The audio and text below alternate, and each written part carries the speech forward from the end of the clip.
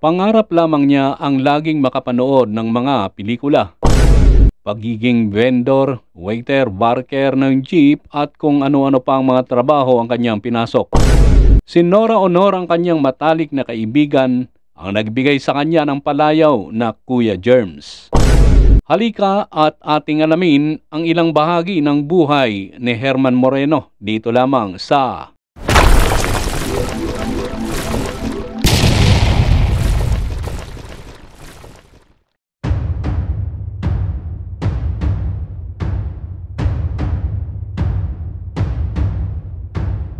Si Herman Moreno o mas kilala bilang Kuya Germs ay isang Pilipinong aktor, komedyante at namamahala ng mga artista noong dekada 80. Ipinanganak noong October 4, 1943 sa mag-asawang Pilipino na lahing Kastila at Pilipinang ina. Pang-anim siya sa 7 magkakapatid. Maagang pumanaw ang kanyang ama. Kaya para mabuhay, nagtinda ang kanyang ina ng kung ano-anong mga pagkain sa mga establisemento sa Santa Cruz kung saan sila nakatira sa isang maliit na apartment. Una siyang nagtrabaho sa kumpanya ng taxi ng kanyang tiyahin na nagpaaral sa kanya hanggang high school. Pagkatapos nito, tinulungan na niya ang kanyang ina sa paghanap buhay at naging sidewalk vendor, barker, bus conductor, waiter at fry cook sa Timescape sa Quiapo. Dahil mahilig nga siya sa mga pelikula, nag-apply siya ng trabaho bilang janitor sa iba't ibang mga sinihan. Ayon sa kanya, may sweldo ka na, makakapanood ka pa ng libre ng mga pelikula. Ang isang hadlang para siya makapagtrabaho ay dahil sa mahigpit na batas tungkol sa mga underage na nagtatrabaho. Wala pa siya sa 8 taon upang matanggap sa kanyang ina-applyang trabaho. Mabuti na lamang kakilala ng kanyang tiyahin ang isa sa may-ari ng sinihan, ang Clover Theater, at nakapasok ito sa sweldong 25 pesos sa isang buwan. Ayon naman sa ibang ulat, isang Captain Sonyo ng bombero ang nagpasok sa kanya sa Clover na naghatid sa kanya sa mundo ng entertainment. Dito na unti-unting sumikat ang araw sa buhay ni Moreno na mula sa simpleng pangarap ay naging hindi kapanipaniwalang swerte ang dumating. Ang kanyang unang stage role ay bilang Hesukristo para sa isang pagtatanghal ng Kwaresma. Walang dialogue ang role. Ang kanyang simpleng gawain ay sumandal sa isang krus. One time, yung direktor ng live show nangangailangan ng propsman na magro-roll ng tilon. Naispatan ako, pinaghubad ako ng polo.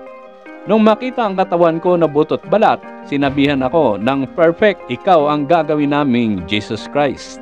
Si Nora Honor ang matapat niyang kaibigan at matagal nang kasama sa showbiz ang nagbigay sa kanya ng palayaw na Kuya Germs.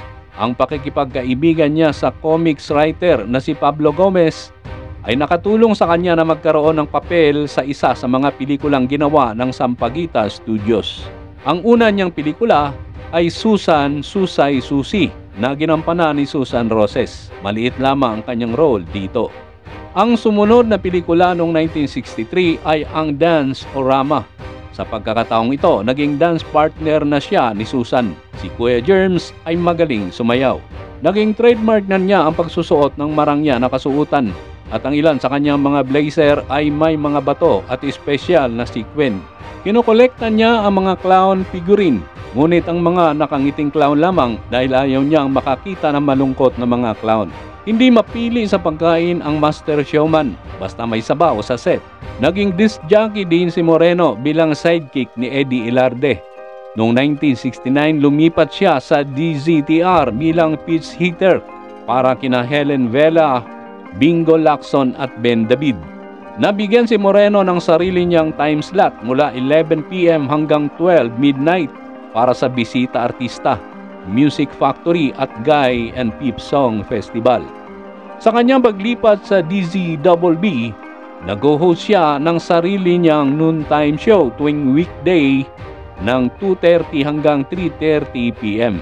Nag-produce din siya sa TV films tulad ng Kung Mayroon Mang Pangarap, Ganti, Sa Paglinaw ng Tubig, Ikaw, Ako at ang Awit, Dalawang Ina, Dalawang Pag-ibig, Larawan ng Isang Ina at Ina.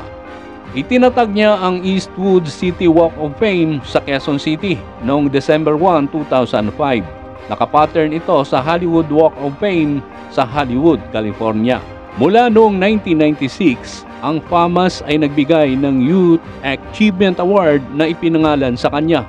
Ang Herman Moreno Youth Achievement Award ay ibinibigay sa isang batch ng mga batang bituin na may mga huwarang pagtatanghal sa industriya ng pelikula. Pinangalanan din ng Philippine Movie Press Club ang Moreno ng Herman Moreno Power Tandem Award na iginawad sa mga sikat na lab team sa telebisyon. Siya rin ang dating pangulo ng Katipunan ng mga Artistang Pilipino sa pelikula at telebisyon. Inendorso din niya ang ilang mga kilalang brand.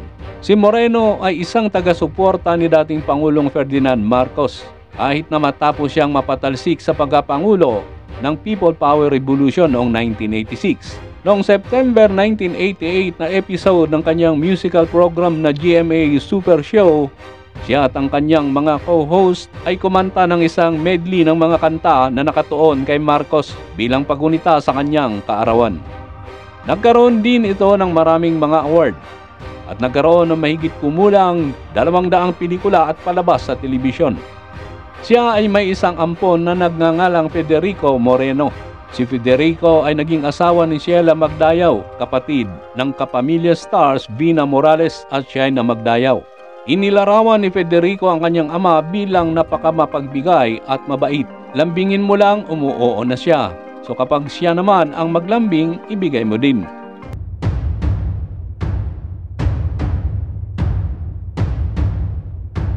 Na mild stroke si Moreno noong January 2, 2015. Hindi nagtagal ay bumuti ang kanyang kondisyon ayon sa kanyang anak na si Federico Moreno. Makalipas ang ilang buwan, bumalik siya sa kanyang mga programang walang siesta at walang tulugan with the Master Showman. Makalipas ang isang taon, isinugod siya sa St. Luke's Medical Center sa Quezon City noong gabi ng January 7, 2016 at nakoma. Namatay si Moreno noong January 8, 2016, alas 3:20 ng umaga dahil sa cardiac arrest. Ayon sa kanyang pamangkin na si John Nite, siya ay 82 taong gulang. Kinagabihan dumating ang kanyang mga labi sa Our Lady of Mount Carmel Shrine.